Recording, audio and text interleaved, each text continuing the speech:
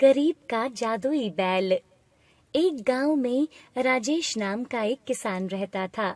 राजेश अपने खेतों में खुद ही खेती किया करता था। उसके पास कोई भी जानवर नहीं था जिससे वो खेती कर सके। एक बार राजेश खेतों में काम कर रहा था, तभी उसकी पत्नी सीमा आ जाती है। आप अकेले ही काम क्यों करते हो खेतों में? आप बैल क्यों नहीं ले लेते जिससे आपका काम आसान हो जाए?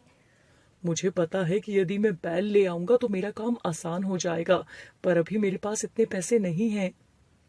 अगर ऐसी बात है तो आप मुझे पहले बता देते, मैं आपको पैसे दे देती। इस बात पर राजेश हैरान हो जाता है, क्योंकि उसे पता था कि सीमा के पास पैसे नहीं हैं। तुम्हारे पास पैसे कहाँ से आए? क्योंकि जब मेरे पास पैसे नहीं हैं, तो तुम्हारे पास पैसे कहाँ से आए? मेरे पास पैसे नहीं हैं, पर मेरे पास कुछ गहने रखे हुए हैं, जिसे बेचकर आप आराम से एक बैल ले आएंगे। वैसे भी वो गहने तो रखे ही हुए हैं, और जब हमारी खेती अच्छी हो जाएगी तब हम उसे बेचकर अपने गहने वापस ले आएंगे। इस पर राजेश बहुत देर तक सोचता रहता है। ठीक है, तुम मुझे अपने गहने दे देना, मैं उन्हें बेचकर बैल ले आऊंगा। उसके बाद राजेश फिर से खेतों में काम करने लगता है, और अगले दिन जाकर राजेश सीमा के गहने बेचकर एक बैल ले आता है और उससे अपने खेतों की जुताई करने लगता है। शुरुआत में तो राजेश को वो बैल सामान्य ही लगता है, लेकिन एक दिन जब राजेश उस बैल से जुताई कर रहा था, तो वो देखता है कि वो जहाँ जहाँ बैल चलता जा रहा था, वहाँ पर अपने आप फसल आ रही थी। ये देखकर राजेश हैरान हो जाता है, और वो अपनी पत्नी सीमा के पास जाकर, सुनो, जो हम कल बैल लाए थे वो मुझे कुछ ठीक नहीं लग रहा। वो सामान्य बैल नहीं है। ये आप क्या कह रहे हो? मैं कुछ समझी नहीं। चलो मेरे साथ, मैं तुम्हें अभी बताता हूँ। और ये कहकर वो सीमा को अपने खेतों पर ले जाता है। खेतों में आकर जब सीमा फसल को देखती है तो वो हैरान हो जाती है, क्योंकि कल तक वहां पर कोई भी फसल नहीं थी। ये रातों रात फसल कहाँ से आ गई? हमारे खेतों में तो अभी ही बीज बोए हैं। हाँ, वही तो मैं तुमसे कह रहा हूँ। जब मैंने इस बैल को खेत में चलाया तो फसल अपने आप बड़ी हो गई। मुझे तो लग रहा है ये कोई जादुई बैल है।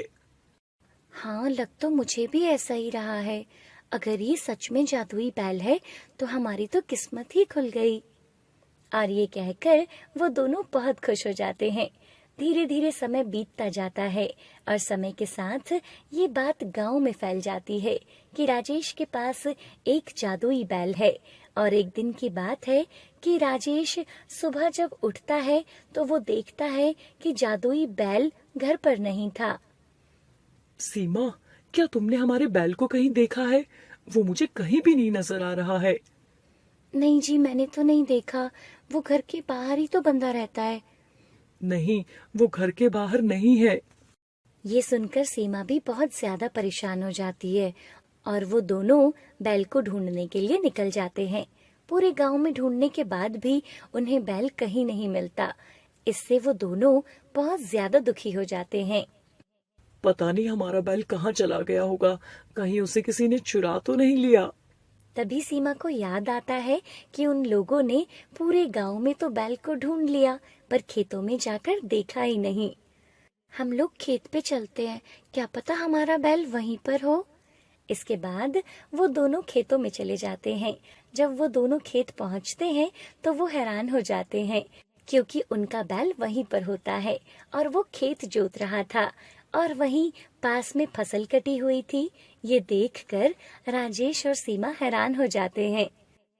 अरे, ये बैल तो यहीं पर है। और ये फसल किसने काटी? मुझे तो लगता है कि ये सब इसी बैल ने किया है। क्या पता इसने अपने जादू से इस फसल को काट दिया हो, और इसलिए तो ये अकेले ही खेत आ गया था।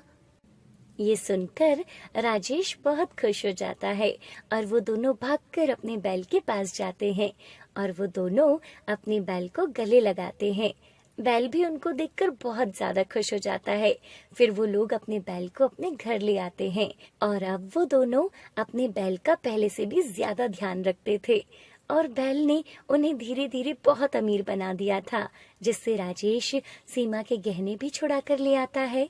जिसे देखकर सीमा बहुत खुश हो जाती है और वो दोनों बैल के साथ मिलकर अपना जीवन आराम से बिताते हैं।